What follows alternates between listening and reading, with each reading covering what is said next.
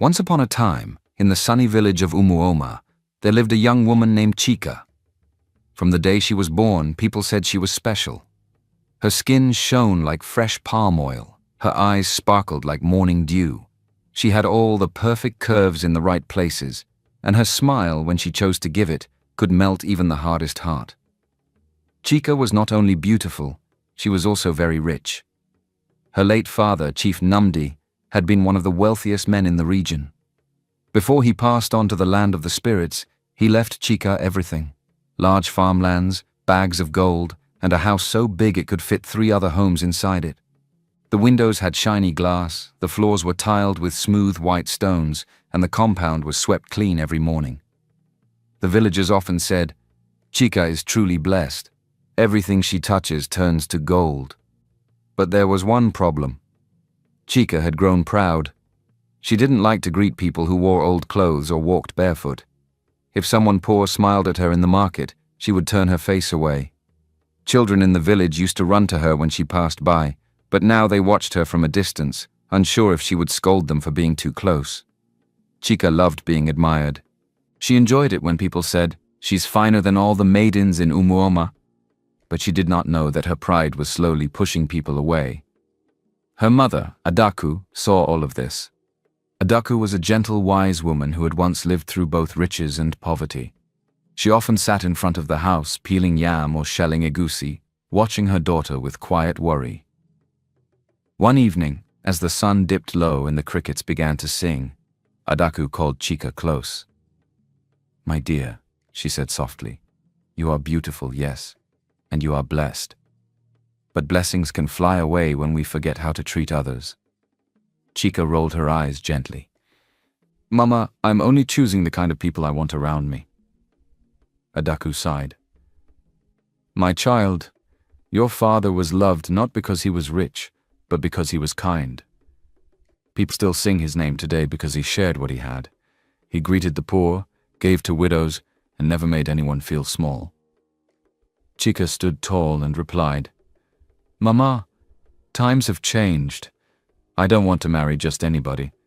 If I ever marry, it must be a man who matches me in everything: money, looks, everything." Adaku looked at her daughter, her heart heavy. She didn't say more that evening, but deep inside she feared that her daughter's pride would one day leave her with empty hands and a lonely heart. After her talk with her mother that quiet evening, Chika went into her room, tossed her wrapper on the bed, and stood in front of her long mirror. Her reflection stared back, beautiful, confident, glowing. She smiled proudly. "I know what I deserve," she whispered. That night, while the moonlight poured gently through her window, Chika took out a clean sheet of paper and her smooth red pen. She sat at her polished table and began to write. At the top she wrote in big, bold letters, "My husband must have these." Then she listed them one by one. 1. Must be richer than me. 2. Must be very handsome. 3. Must be kind but not weak. 4. Must be well educated. 5. Must have never married before. 6. Must know how to cook delicious meals. 7. Must dress well and speak well. 8. Must be a good dancer. 9. Must love me and only me. 10. Must never argue with me. She stared at the list, read it twice and nodded. "Yes. This is the kind of man I will marry, nothing less." The next morning, Chika folded the paper neatly and placed it in her jewelry box as if it were a sacred treasure.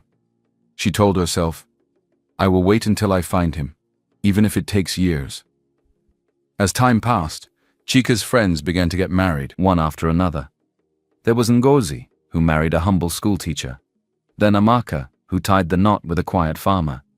Even Uju, the shy one, found love with a mechanic from the next village. The wedding drums beat often in Umuoma. The sounds of singing, dancing, and celebrations filled the air on many weekends. Chika was always invited, always dressed in the finest lace and gold jewelry, always smiling, but never impressed. When her friends talked about their husbands, Chika would smile sweetly and say, "Well, if you're happy with that kind of man, good for you." But when she was alone with Adaku, her laughter would come out differently. "Mama, can you imagine Amaka marrying a man who owns just one pair of shoes, 1. And Ngozi married someone who says good morning, like he's chewing sand. Adaku would say nothing at first, then quietly reply, "My daughter, love is not always loud or shiny." But Chika would laugh again and wave her hand. "Mama, I will not marry just anybody. I want the best." The villagers began to whisper, just like before. Chika is still waiting? Is she better than everyone else? But Chika didn't care. She believed the perfect man was out there, tall, rich, gentle, stylish, romantic, perfect in every way. And until he came, she would wait, and watch, and turn her nose up at anyone who didn't meet her golden list. One hot afternoon, as Chika walked through the market square in her flowing blue wrapper and gold earrings, a man in a fine white kaftan stepped down from a freshly polished horse-drawn cart. People turned to look. The cart alone made heads spin. The man, tall, clean-shaven and confident, walked straight to the palm wine stall like he owned the ground beneath him. "Who is that?" one woman whispered. "That's Obina," someone answered. "He's a very wealthy cocoa merchant from Amaife village. They say he's as rich as 3 chiefs put together." Chika's ears perked up. When Obina looked her way and smiled, she smiled back, sweetly, slowly, like a queen acknowledging a prince. In just 1 week, Obina and Chika were seeing each other often. He came with cola nuts, jars of honey, fine wrappers, and the kind of compliments that could melt butter. "You're different," he told her one evening, handing her a necklace made of coral beads. "I've met many women, but none with your class." Chika blushed. She thought to herself, "Finally, someone who matches my level." Within a month, wedding drums were beating again in Umoma, but this time it was Chika at the center. People said, "The queen has found her king." Obina and Chika got married in a grand ceremony. Everything sparkled, her clothes, the decorations, even the food. It was the kind of wedding that made villagers talk for weeks. But after the celebration, reality came knocking. At first, things were smooth. Obina took Chika to trade gatherings, introduced her to wealthy traders, and showed her his plans to buy more land for cocoa farming. But soon, Chika's habits began to clash with Obina's way of life. She wanted to change all the mats in the sitting area to imported rugs from Onitsha. "Why?" Obina asked. "We already have fine mats from Nsuka." She wanted to rebuild the compound kitchen just to make it look grander. "Again?" he frowned. "Didn't we just fix the roof last moon?" Chika's face would harden. "I'm not asking you for money. It's our money." But Obina wasn't just rich, he was careful. He believed in saving, investing, and planning for the future. He didn't see the need for gold-plated spoons or carved stools from far-off kingdoms. "You just want to spend, spend, spend," he said one evening after she suggested buying a 4th mortar and pestle for display. "And you," she fired back, "want to die with your money buried in yam barns." Their arguments grew louder and more bitter. It wasn't just about spending anymore. It became about control. Chika wanted to decide how the house was run, what they built, even how he should spend his days. "Everything has to be your way," Obina said, standing in the middle of their courtyard with tired eyes. "Even what clothes I wear, how I should walk, how I should talk. If I don't take charge, this whole house will look like a cocoa shed," she shouted.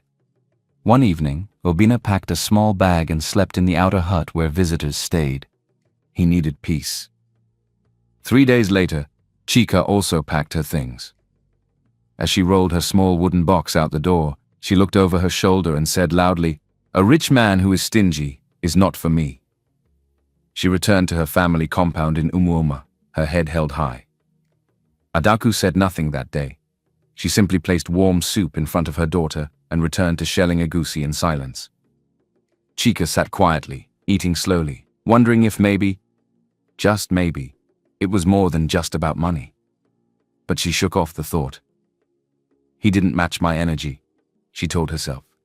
"The right man will." The morning after Chika returned to her mother's compound, the birds chirped as if nothing had changed. But to the villagers, it was the news of the week. "She has left the cocoa merchant," they whispered. "Ah, the marriage didn't last at all." But Chica didn't care. She woke up, tied her wrapper, and walked to the market with confidence. She bought fresh peppers, catfish, and scent leaves. That afternoon she cooked her favorite pepper soup, the one her father used to call fire in a bowl. As the spicy scent filled the compound, she hummed an old love song and smiled to herself. Freedom tastes better with a little pepper. That weekend, she joined her friends at the village square. They danced under the moonlight, clapping, swaying their hips, and laughing until their cheeks hurt. Chica wore her finest red wrapper with a golden sash and danced like someone who had no worries. "Chica is back!" one of the drummers shouted, and truly she was. But beneath all the smiles and laughter, she still thought about her list. When she lay in bed at night, alone with her thoughts, she wondered, "Where is the man who fits everything I want? He must be somewhere." A few days later, Chica was helping her mother, Adaku, arrange some beads when her mother stopped, wiped sweat from her forehead, and looked her straight in the eye. "My daughter," she began gently, "you've come back home again. Are you sure you know what you're doing?" "Mama, Obina was not the one. I know what I want." Adaku sighed and sat on the low wooden stool. "You want a man who is rich, kind, handsome, and will still allow you to control everything. Is that man a spirit or a goat that follows without question?" Chica gave a half smile. "Mama, I'm not asking for too much. I just want someone who matches me. Is that a crime?" "No," Adaku said softly. "It is not a crime. But even the sky bends for the wind, my daughter. If you want everything your way, then you must marry your own reflection." Chica finally looked up. "Mama, I know myself. I know what I deserve. When I find the right man, it will work." Adaku looked at her daughter's face, so confident, so stubborn, so sure, and felt a mixture of pride and quiet worry. She didn't argue further. She simply said, "May your eyes never cry more than your heart can carry."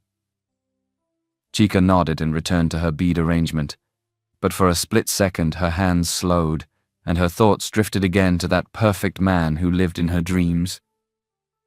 Not long after her return to single life, Chica met Chinedu at the village festival held by the riverside. He wasn't tall and handsome like Obina, or dressed in silk wrappers. He wore simple clothes and sandals made from goat leather. But his smile, it was warm like fresh palm wine, and his eyes carried a quiet joy. He ran a small food stall near the market square. People said his jollof rice could calm a crying baby, and his pepper soup brought peace between two fighting brothers. Chica wasn't looking his way at first, but when she tasted his roasted fish at the festival, her eyes widened.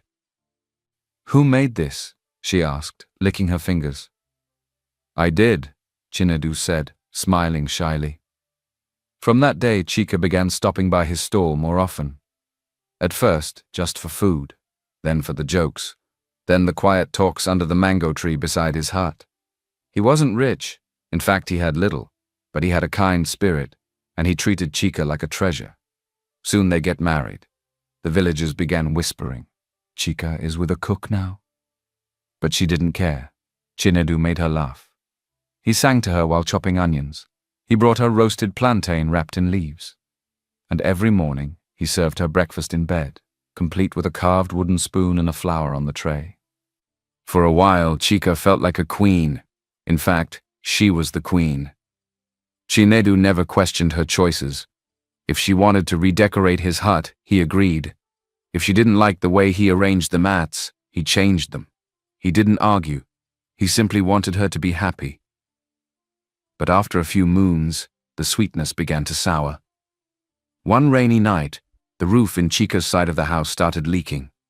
Chinedu patched it with palm fronds, but the water still trickled in. Another week, she had to repair the cooking stand again with her own money. Chica began to feel the weight. She sat one evening under the orange tree, arms crossed, watching Chinedu hum and roast snails with joy. "Chinedu," she said sharply, "do you plan to do anything apart from cooking and singing?" He looked up confused. "Is something wrong?" "Yes," she replied.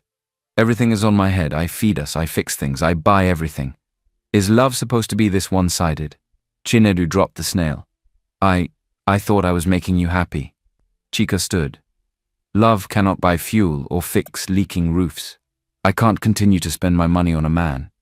He stared at her, eyes slowly dimming.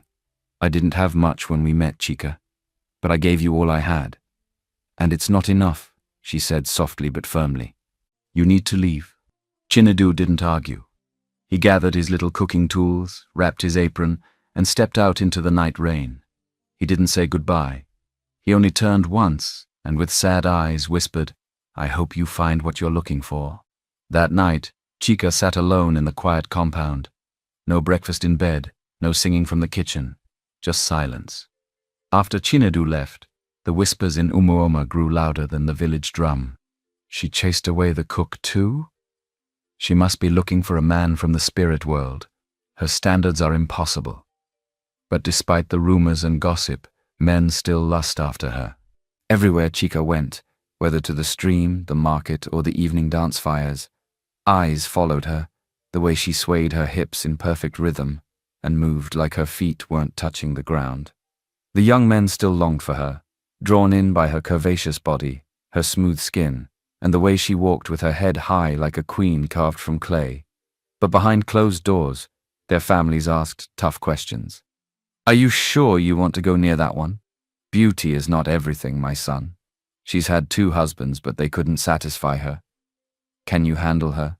Still, Chica remained untouched by their doubts. She laughed with her friends, wore her best wrappers to the market, and told stories of men who didn't measure up. One afternoon, she returned from the market to find Adaku waiting for her under the mango tree. Her mother sat quietly, shelling groundnuts with a steady hand and a thoughtful expression.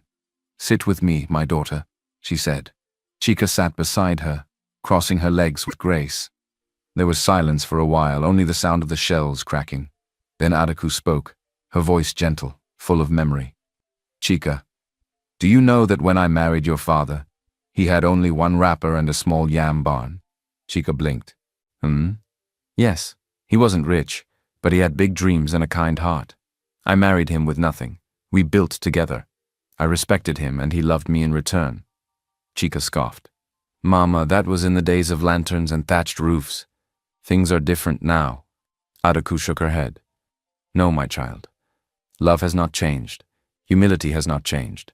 Respect has not changed. If you want to receive, you must also give. Chica's face tightened. So I should just marry any man who comes because I want to build. I know what I want. I'm not like those women who settle. Adaku looked at her daughter with tired eyes. And have you asked yourself if maybe, just maybe, something in you needs to change too? Chica stood up, brushing imaginary dust from her wrapper. Mama, you're too careful, too old-fashioned. These men failed me. They didn't meet my standard, that's the truth. Adaku sighed. But who sets the standard, Chica? A heart too high to reach may remain untouched forever. Chica didn't answer. She turned and walked inside, her footsteps proud, but her chest slightly heavier than before. Weeks passed, and Chica's name continued to dance on village lips like smoke from a slow-burning fire. But as always, she held her head high, her beauty untouched by the whispers.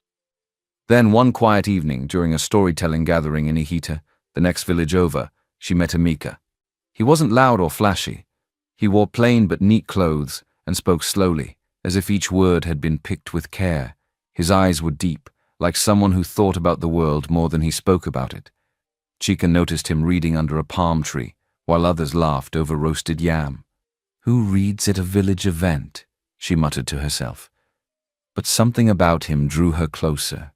Later that night, as the moon rose high, Emeka stood and recited a poem about love and rivers, the stars and patience of the moon.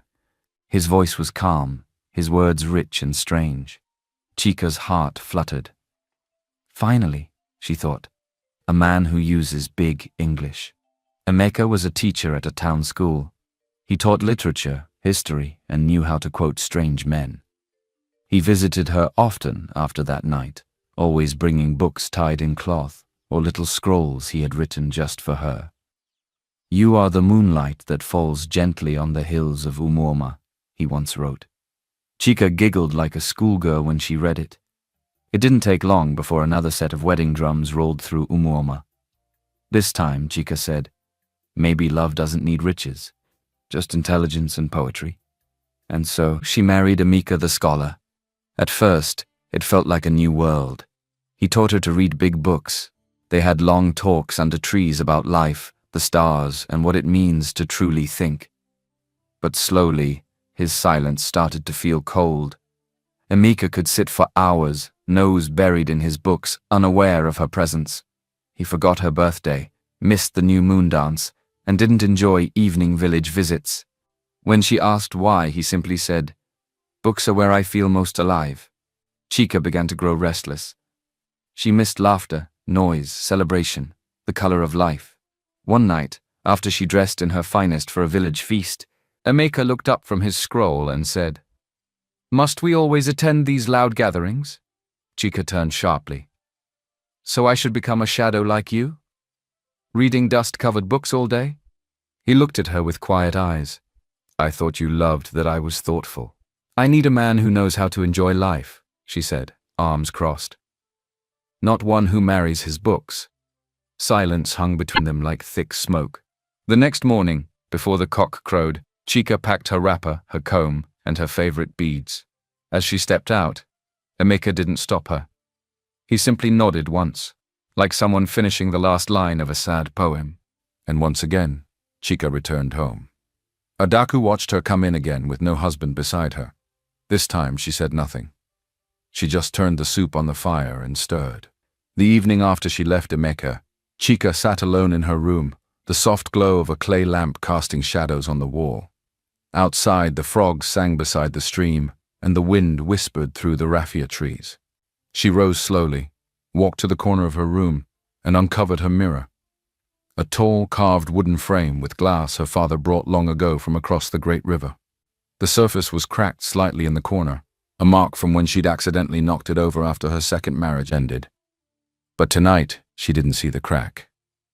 She saw herself, her smooth skin, the soft curve of her chin, her full lips, her proud shoulders, and the way her waist curved like a woven basket.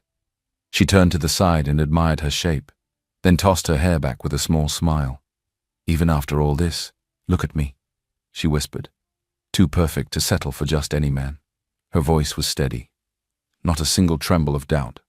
Not once did she think of Chinedu's laughter in the kitchen. Not once did she remember the way Emeka's voice softened when he said her name. Not once did she ask herself, "Did I give enough?" Instead, she gently touched the side of her cheek and said, "It was never my fault.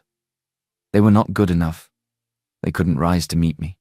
2 days later, the village square buzzed with drums and cheers for the Iriji festival, the new yam celebration.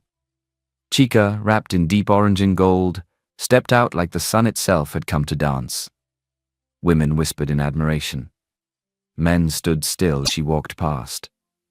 Her waist beads peaked slightly as she moved, her steps sure, her back straight, her hips rolling like the waves of the big river. "She's so fine," one young man murmured, his friend nodding beside him. "Yes. But are you ready for the fire that follows her beauty?"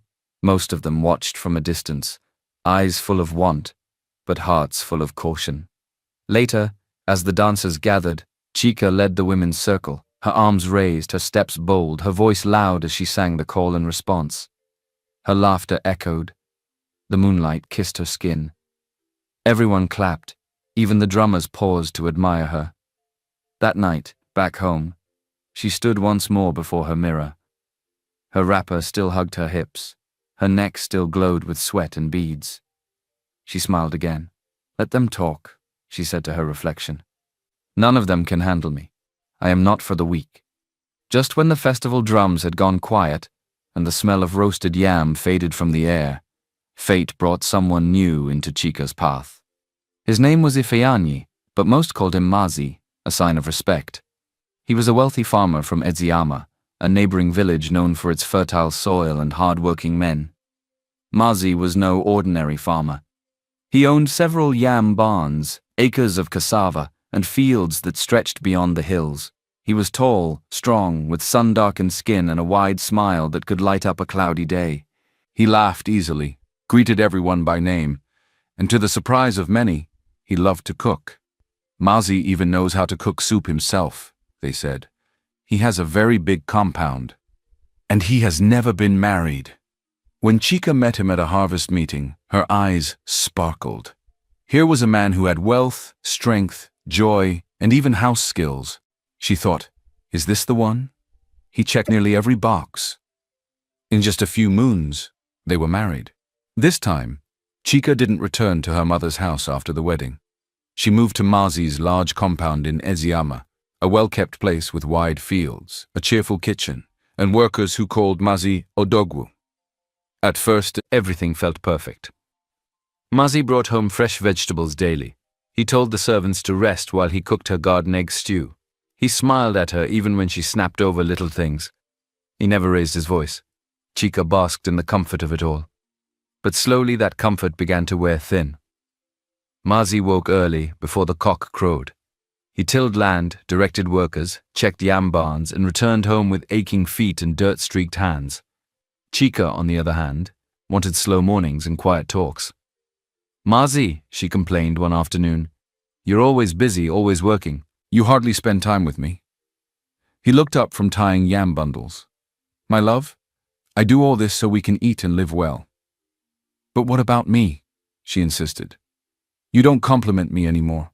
You don't even notice my new wrapper." Mazi frowned gently. "I noticed. But I thought feeding the family was more important than talking about clothes." Day after day, their conversations turned to arguments. She said he was becoming cold. He said she was becoming ungrateful. She said he didn't appreciate her. He said she didn't respect him or his family. "You hardly greet my mother," Mazi said one evening, exhausted. "You barely speak to my sister." Chica folded her arms. "Why should I be pretending? I didn't marry your family. I married you." Mazi's eyes darkened with disappointment. "You want the perfect man, but you forget that you are not a perfect woman," he said quietly. That night, silence filled their home like heavy smoke. By morning, Chica was packing again. She folded her wrappers, her beads, her oils. She didn't say goodbye to Mazi's mother. She didn't greet the workers. She didn't look back. And once again, Chica walked away, her slippers dusting the red path back to Umuma. Adaku saw her daughter return, this time not with tears, not with regret, but with the same stubborn pride she always wore like a crown. Her fourth husband behind her, her fourth chance broken. Her walk into the compound didn't cause whispers. No one peeped through their windows to comment. The children playing outside barely looked up. Her once glowing story had faded into silence. She opened the wooden gate to her father's great house and stepped in. The tall doorway welcomed her, and the fine floor tiles shone just like before. But the air was different, heavier, like something had been lost and not returned. Room after room she walked. The parlor, the guest room, the corridor lined with mirrors. Everything stood in place, but the house felt cold. She stood at the kitchen door and waited, half expecting to hear a soft song from Chinadu. Nothing. She passed the living room and looked at the corner where Mazi had once laid his farm boots. Empty. Upstairs her wardrobe stood full, wrappers, beads, head ties, and perfumes lined like soldiers, but there was no one to admire them. Chica sat on the edge of her bed, staring at her reflection in the tall mirror. The crack was still there, just a little longer now. She reached out, touched it lightly and sighed. "I have everything. Yet it feels like nothing," she whispered. Outside, Adaku watched her daughter return to routine, moving from room to room, dressing up to go nowhere, eating quietly, then disappearing into her quarters. She said nothing. No lectures, no old stories, no new advice. She simply watched, her heart heavy with the silence between them. Then one morning the sky changed. Dark clouds gathered without warning. The wind howled through the village like a spirit on a mission. Rain fell like stones from the heavens. It didn't stop. For days it poured, drenching crops, collapsing mud walls, and turning the red earth into rivers. And then the flood came. The great river, swollen with rage, overflowed. Water rushed through Umuoma, sweeping away yam barns, market stalls, and homes near the stream, including Chica's. She and Adaku ran through the rising water, carrying only what they could hold. The flood swallowed half their house. The farmland behind the compound was no more. The walls cracked, the kitchen washed away. The house that once held everything now held nothing. When the rain finally stopped, Chica stood barefoot, soaked and shivering, in front of what used to be her mansion. Her beads were gone. Her perfumes washed away. Her treasures, her inheritance, all vanished like smoke. The villagers helped where they could. A family offered a small hut near the edge of the village. It was tight, no tiles, no carved mirrors. The bed was made from bamboo and raffia. The firewood had to be gathered by hand. Chica sat in the corner of the hut, hugging her knees. Her mother stirred a small pot over the fire, humming softly. She didn't speak of floods, or husbands, or pride. She just cooked, watched, waited, and for the first time in a long time, Chica had no words. It was nothing like the house she once called home. No servants, no fine plates, no rose-scented soaps, just Chica, her mother, and a few pots. For the first time in her life, Chica had to do everything herself. She fetched water from the stream in a heavy clay pot that bruised her shoulder. She swept the compound at dawn with her bare hands and a short broom. She roasted plantain over firewood and pounded yam until her palms stung. There were days she went to sleep with nothing but roasted corn and lukewarm water.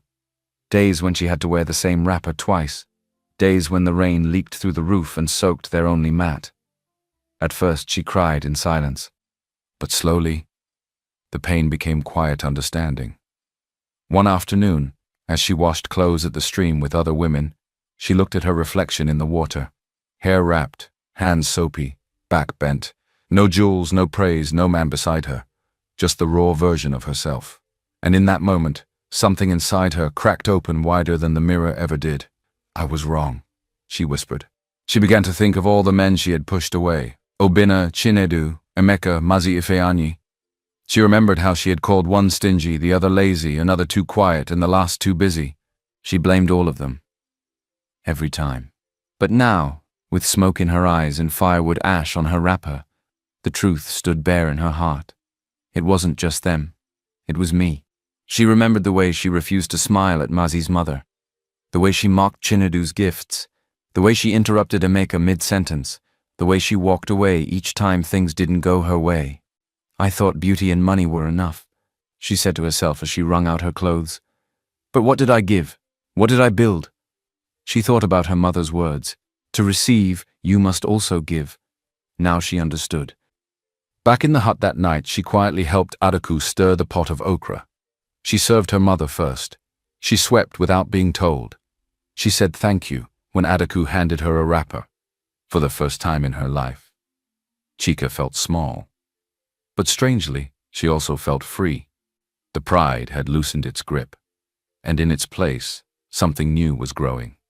Gratitude, humility, change. The rains came again, heavy and slow, soaking the earth for days without rest. The small hut that Chica and Adaku now called home creaked under the weight of the storm. Cold winds slipped through every corner. Water dripped from the patched roof, forming small puddles near the mat. By the fourth day, Chica fell ill. It started with shivers in the night, then fever, then weakness that made her too tired to even lift her head. Her once vibrant eyes were now dull, and her voice barely above a whisper. Adaku sat beside her, wiping her forehead with a damp cloth. Her eyes filled with worry. She didn't have herbs. No healer nearby owed them a favor. The rich men no longer passed by their gate. Chica, once the pride of the village, was now just a woman burning with fever in a leaking hut. That evening, as thunder grumbled in the sky, a soft knock came at the door. "Who is it?" Adaku asked. A calm voice answered, "I am Ikenna, the healer from Obi village. I heard there is someone here who needs help." Adaku opened the door. There he stood, not handsome, not dressed in fine cloth, and no jewelry hung from his neck. His wrapper was plain, his feet dusty, and his beard short and neat. But his eyes, they were steady and kind. Without another word, he stepped in, knelt beside Chica, and placed a hand on her wrist. He checked her pulse, listened to her chest, and spoke gently. "Her body is weak. but her spirit is strong." Then he pulled a small pouch from his satchel, boiled leaves in water, and fed her slowly, sip by sip. For 3 days Ikenna stayed. He cleaned her wounds. He boiled more herbs. He sat quietly by her side when she slept, and when she was awake, he didn't ask questions. He just listened. Not only to her words, but to her silence. And in that silence, Chika began to feel something she hadn't known in a long time. Peace. He didn't try to impress her. He didn't talk of wealth or land. He didn't stare too long or ask about her past. He simply treated her like a person, not a project, not a prize. When she was strong enough to sit up, she looked at him, eyes soft with something unfamiliar. "You know," she said, her voice still weak but steady, "you're nothing like what I wanted." He raised a brow slightly, amused. No, she said, laughing for the first time in weeks. "You're not very handsome. You're not rich. Your wrapper is older than mine. You didn't come riding on a fine horse." Ikenna chuckled gently, still stirring a pot of herbs. "But," Chika continued, looking down at her hands, "when I'm with you, I feel something I've never really felt before." "What's that?" he asked. She smiled faintly, eyes shining with truth. "Peace." Ikenna didn't respond with words. He only smiled. And in that smile was something deep and quiet, like the river after a storm. As the days passed and the rains gave way to gentle sunshine, Chika grew stronger, not just in body, but in heart. Ikenna, the healer who had cared for her, visited daily. But he no longer came just to check her pulse or boil bitter herbs. He came to walk with her, to sit under the mango tree with her, to talk about the wind, the soil, the healing power of leaves, and the quiet wisdom of the earth. He showed her how to plant scent leaves and identify healing roots. He let her touch tree bark and listen to birdsong like it was music. He spoke softly, and only when needed. He let silence sit with them like an old friend. Soon, Chika began helping in his small village clinic, a modest hut filled with dried herbs, old calabashes, and clay pots. At first, she only watched. Then she learned how to mash leaves into medicine, clean wounds gently, and offer comfort to crying children. In caring for others, Chika began to change. Her hands, once covered in gold rings, now held bowls of medicine. Her tone, once sharp and proud, became gentle and thoughtful. She laughed more easily. She listened more than she spoke. She gave more than she took. Adaku noticed the change before anyone else. She didn't say much, but now her eyes held warmth, and her mouth often curved in a soft smile whenever she looked at her daughter. One evening, as the moon rose behind the trees, Ikenna and Chika sat outside, side by side, their feet buried in the cool soil. He looked at her quietly, then spoke. "Chika, there is something in my heart, something that's been growing slowly, gently, like the herbs we plant." She turned to him, her breath caught between fear and joy. "I love you," he said simply. Chika stared at him, her heart pounding, not with surprise but with peace. She smiled, eyes glistening. "I've had men with gold, fine words, and polished shoes, but I never felt this." "This?" he asked softly.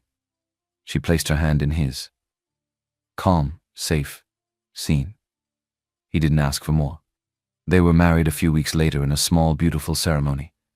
No crowd, no drummers, no gold-plated chairs, just a woven mat under a mango tree, a priest from the village, and a few friends who sat in quiet joy. The villagers didn't gossip this time. They had grown tired of talking. They simply watched with curious eyes. And Adaku, standing to the side with her hands folded, smiled broadly, warmly, silently. She had watched her daughter fall and rise. Now, she watched her blossom. Life in the small hut Chika now shared with Ikenna was simple but full. Their love was not loud, but it was steady. They worked side by side, cared for the sick, shared their little food, and often sat under the stars, wrapped in quiet laughter. But as the dry season ended, the wind changed again. It started with a crack in the distance, then the sharp scent of burning that crept in through the cracks of their door. That night, a fire broke out, tearing through dry roofs like paper. Chika and Ikenna were awakened by shouts and smoke. They grabbed what they could, just a cloth bag, a small box of herbs, and ran out barefoot. The fire swallowed their hut like it had never been there. In the morning, all that remained was ash. No bed, no kitchen, no clay pots, not even the tiny wooden stool Ikenna used to crush herbs. And yet, they smiled. Not because they hadn't lost something, but because they hadn't lost each other. Life is for the living, Ikenna said as he held Chika's hand. And we're still here, she added softly. We're alive. That's enough. They began again, rebuilding bit by bit, but this time, something was different. The people of Umuoma, once filled with whispers and judgment, now looked at Chika with quiet admiration. They watched as she fetched water not just for herself, but for the old widow down the road. They saw her giving dried fish to children who had no lunch. They heard her say, "Thank you, please, and I'm sorry," with ease. She no longer walked with her nose in the air. She walked slowly, kindly, as if every step mattered. Little children followed her now, not to stare at her beads or wrappers, but to hold her hand, listen to her stories. "Chika is not who she used to be," the women whispered. "She has changed. Truly." One quiet evening, Adaku came to visit their new modest home. She brought roasted yam and palm oil in a small calabash. Chika hugged her mother with joy, offered her a stool, and fanned her gently.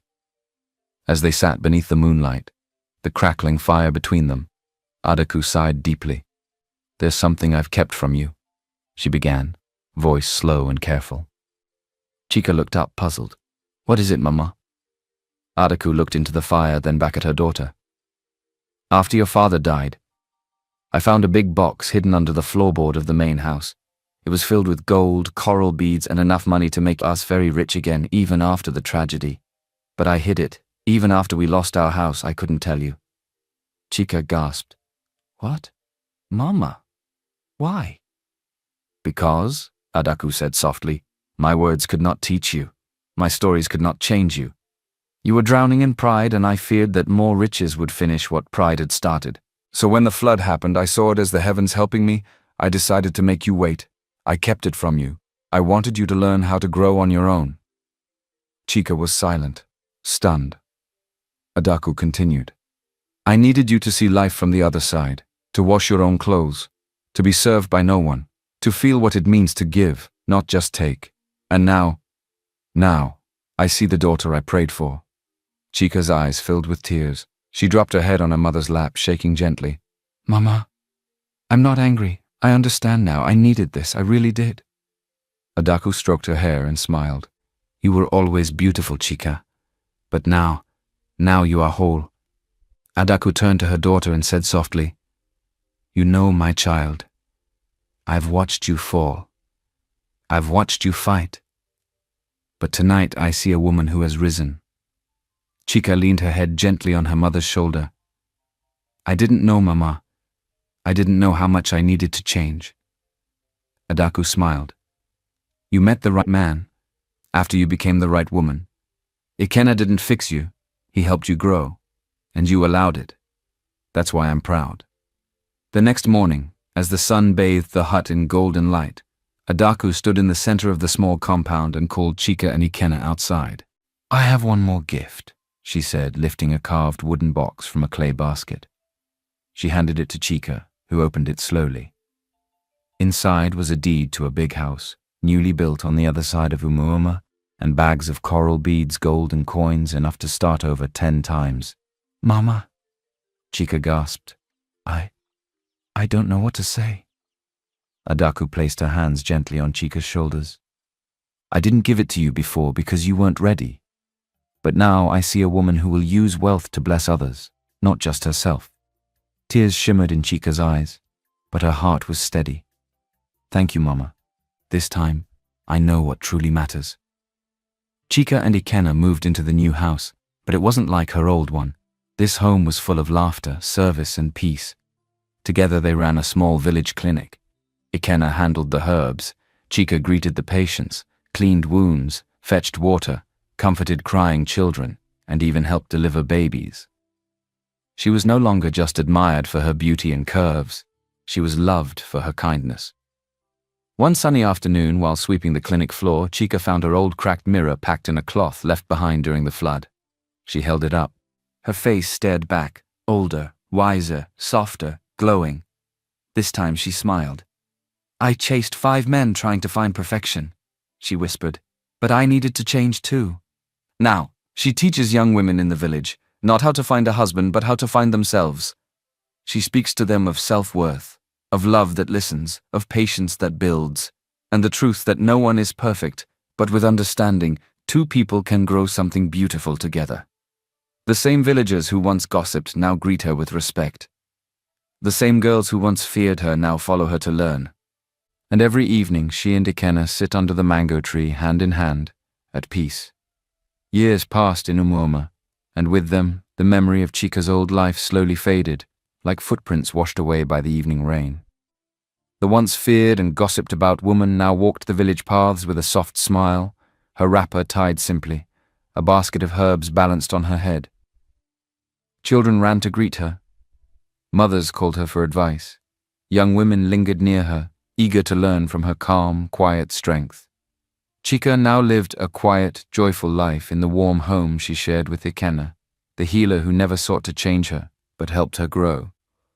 Their love, once planted in humility and watered with patience, had grown stronger with time.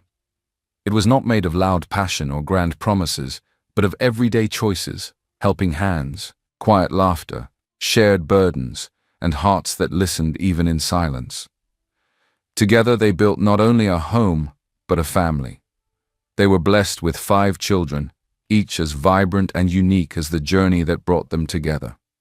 Laughter echoed from their home, little feet danced on the dusty ground, and love bloomed in every corner of their lives. Gone was the girl who demanded gold and grandness. Gone was the prideful gaze that searched only for perfection. Now Chika gave more than she received. She listened before she spoke. She laughed from the soul, not just from the lips. Each morning began with the sound of pounding herbs, the scent of steaming porridge, and laughter shared between people who knew that love isn't found, it's built. One sunny afternoon, while her youngest child played in the shade of the mango tree, Chika found her old, cracked mirror tucked behind a cloth box. She wiped the dust and held it up. Her face, older now, full of lines from smiles and sun, looked back at her. But her eyes, they held peace. She smiled, gently, deeply. "I chased 5 men trying to find perfection," she whispered, "but I needed to change too. 5 husbands taught me what no riches could. True happiness isn't found, it's built." Now what she teaches young women in the village is not how to find a husband, but how to find themselves. She speaks of self-worth, of love that listens, of patience that builds, and of the truth that no one is perfect, but with understanding, 2 people can grow something beautiful together. Although she now lives in a big house, she knew it wasn't about the house or the luxury. Themes, morals of Chika's journey. True love isn't perfect, it's understanding, growth, and respect. Wealth, status, or looks do not guarantee happiness. Sometimes what we need is very different from what we want. Being a good partner is just as important as finding one. A perfect marriage isn't about finding the perfect person. It's about becoming one. And building a life of love, compromise, and mutual respect.